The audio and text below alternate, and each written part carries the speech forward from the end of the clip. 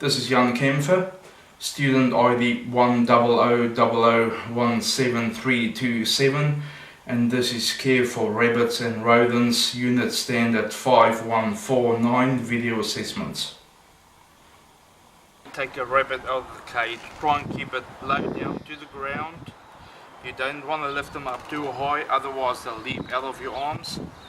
And the way we do it is you just support the front end with your hands just behind the front legs and then scoop up the back like this.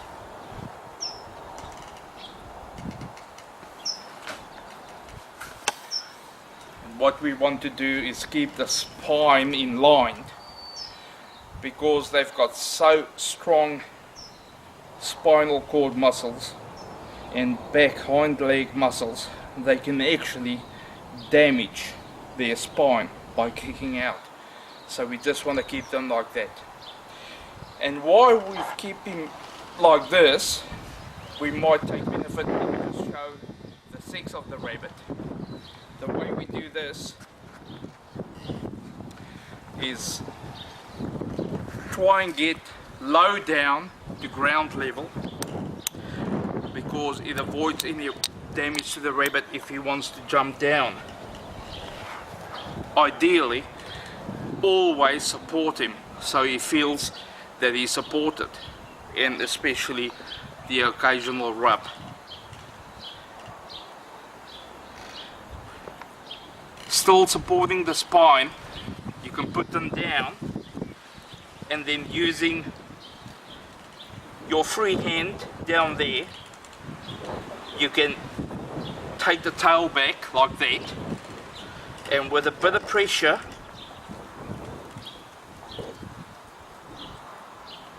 in this case you can see a penis protruding there,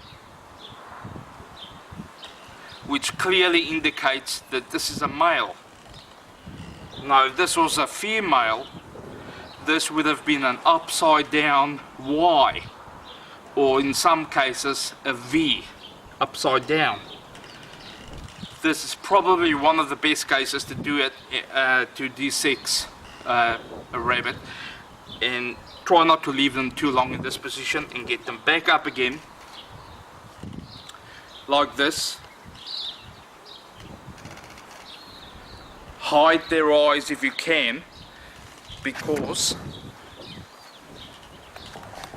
they are a prey species. So with hiding the eyes like that and keeping this hand close to there and another one on top, we keep.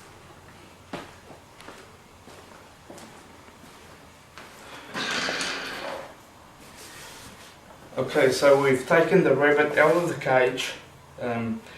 We held him safely, restrained in our arms, and now just to put him down and hold him for general examination, we're going to put him or her down again. And when you're picking up or putting down a rabbit, or any rodent for that matter, you would want to do it as close to the surface that you're going to put them back onto, so as they don't leap out of your arms and injure themselves. So we'll just go down a wee bit, and we'll put him down, and we'll make him comfy. And then at this stage, we will just apply the slight bit of pressure at the back here, just on the top and under the front of the chest like this. And Bunny would be ready for general examination from tip to toe. So when we give a rabbit an oral medication, make sure that you've got everything ready before you actually do it. They don't like sitting still all the time and being held into place. So what we'll do, we've got a simulation here with some drawed up fluid which has nothing in it, and rabbits' mouths don't go back all the way like dogs or cats. They've got a very short mouth. So what you want to do is have this in between the front incisors and the very back molars, which is way back at the end. So you have a reasonable space there to just lift up the cheek there, as such, put that in there, and then administer your medication in slow, frequent dosages, not all at once. And there, see, he's taking it nicely.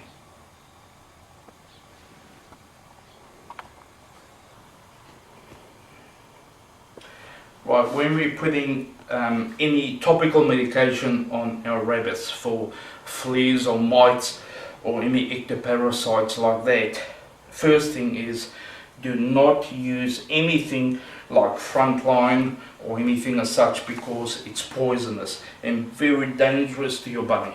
So what we are using is, after consultation with your vet, like something like Advantage, and after initial preparation, you would want to part the ears and the back of the bunny, try and get right down to the skin. You don't want any hair or anything in the way of that, and as close to the back of the neck as you can, you would administer some fluid right onto the skin, not onto any fur or hair at all, right onto its skin. And that's how we would put on topical medication.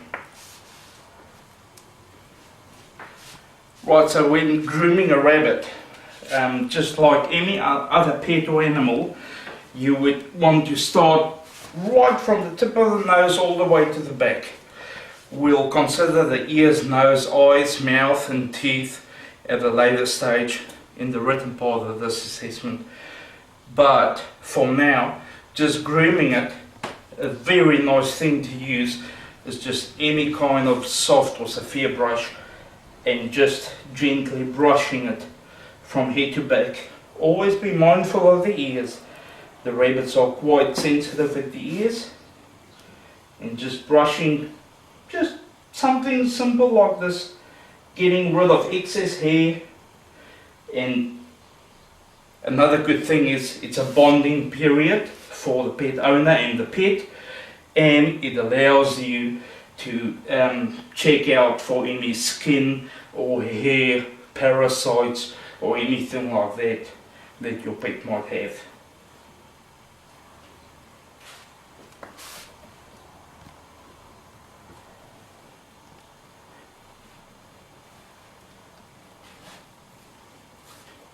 So when you want to do nail clipping on your rabbit, there's a process that you can actually sit flat down on the ground and put the rabbit in the sexing position in between your legs. They do not like that, like any other creature like ourselves, which likes to have 2 feet planted firmly on the ground. It's very distressing to them. So if you can have your rabbit sitting like this, it's very nice. Even if you have to have someone else restraining it, also good.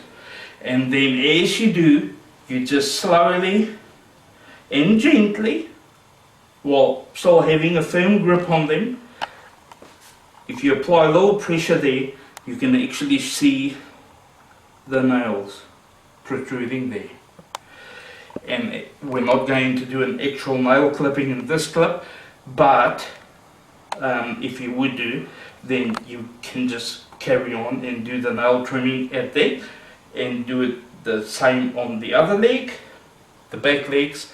Preferably, again, some assistance might, and keep that up and just trim that way.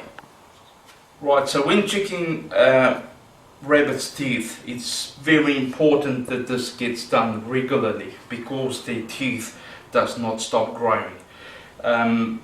It's important to provide something like they can chew on all the time. But when you check a rabbit's teeth, again the same thing, just keep it calm, keep it placid.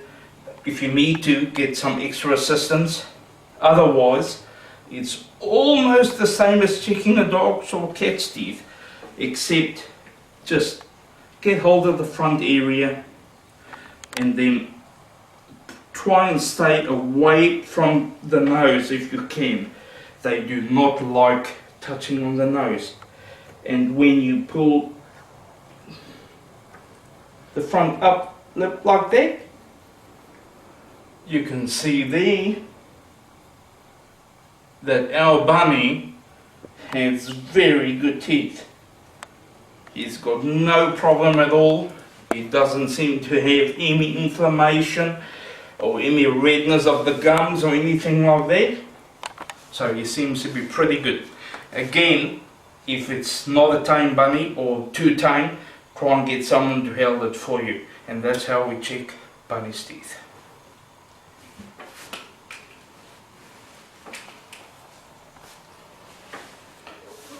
Are you filming?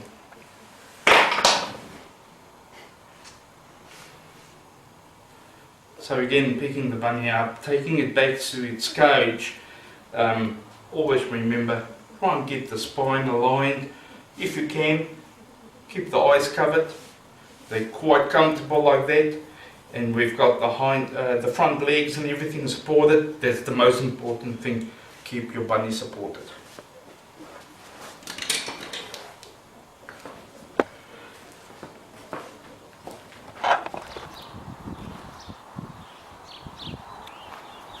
Okay, so putting our bunny back into the cage. See, he's still nice and calm, and you always want to keep the support there. Now ideally, try and get as low as you can, because you don't want them jumping out and hurt themselves. So as low as you can, keep them down. And another good thing is to put them in backwards, so they don't leap out of your arms and hurt themselves. And give them a pat to say thanks. And there we go, bunny's back.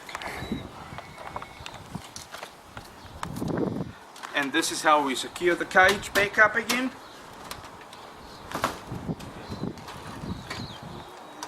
Making sure bunny won't get out, and he's all good.